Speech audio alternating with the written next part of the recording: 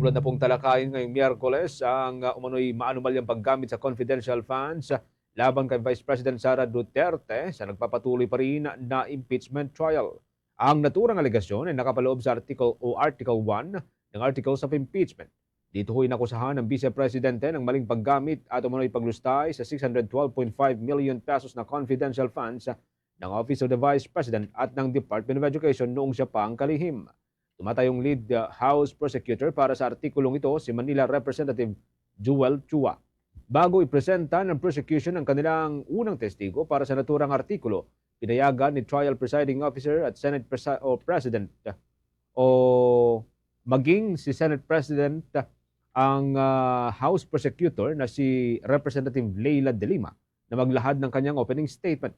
Gayunpaman, mariing pinalalahanan ni Senator Chis Escudero si Representative De Lima na iwasan ang mga tinatawag na conclusion of facts and law. Binigyang diin ni Escudero na ito ang unang napagkasunduan ng depensa at ng prosecution sa mga nagdaang hearing na ipinunto rin ng mga senator judge. Habang naglalahad, formal na naghain ng pagtutol o objection nitong si Attorney Michael Powa, ang counsel para sa defense, laban sa mga pahayag ni De Lima. Dahil dito muling pinagsabihan ni Senator Escudero ang House Prosecutor na limitahan ang kanyang salaysay.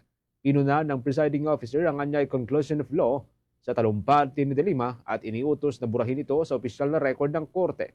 Subalit ikinatwiran naman ng defense na narinig na ng publiko ang mga naturang pahayag kahit patanggalin ito sa record ng Senado.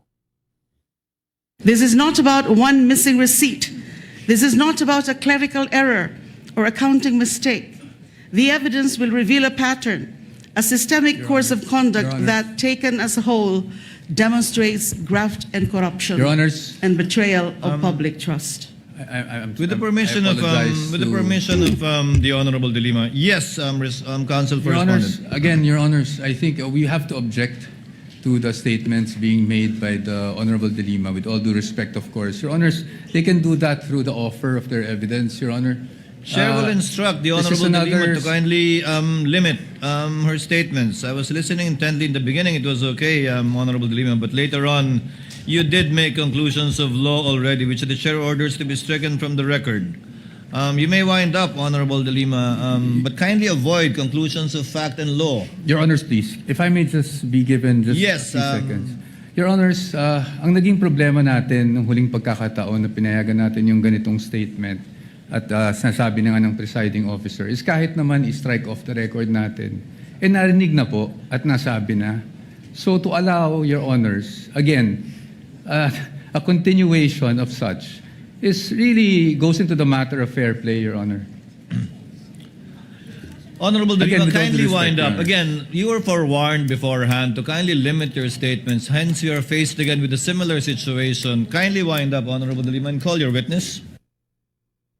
Bahagi po yan magkakaumbon ng inisyal na pagsisimulan ng ikasampung araw ng trial laban kay Vice President Sara Duterte. Ipinaliwanag naman ni Representative De Lima na ang kanyang opening statement ay overview ng mga ebidensya. Subalit iginiit ni Senator Escudero na desisyon ng impeachment court na hayaan ang mga testigo na magsalita at hindi ang mga counsel pagdating sa mga ebidensya at mga desisyon sa katotohanan at sa batas. Sa huli, tuluyan nang ipinatigil ni Senator Escudero ang opening statement ni Representative De Lima na agad namang sinunod ng panig ng prosecutor. Sa kabuuan ng ebidensya, makita ang hindi lang mga simpleng irregularidad ang nangyari. Objection, Your Honor. Malinaw Again, nito. objection, Your Honor. Honorable Ang De Lima, I would have to sistematikong stop paraan. you. This is out of I would have line. to stop you at this point. The continuing objection of the respondent is duly noted. I would have to stop you at this point. And I have to my stop due now. apologies, but kindly call your witness already. Thank you, Your Honors. I submit. Thank you very much.